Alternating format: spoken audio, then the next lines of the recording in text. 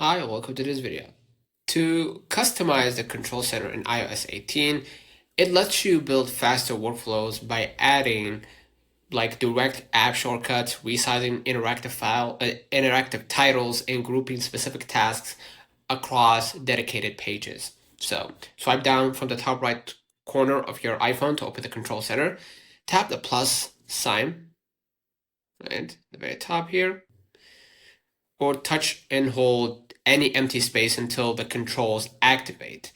Now you can add a custom action, right? You can tap add control here at the bottom of the screen. You can search for specific toggles, system settings, or direct third-party app actions like opening a specific node, scanning, or launching fitness app, right? And you can resize for speed. You could drag the small handle in the bottom right corner of supported controls, making a button larger displays text and status, while smaller bubbles save space for one-handed reach, right? This applies to many apps, like for example, ambient music. You can choose sleep, chill, productivity, well-being, right? And many others, right? And you can rearrange by dragging, right? So you can press and hold any tile and move it to your preferred spot.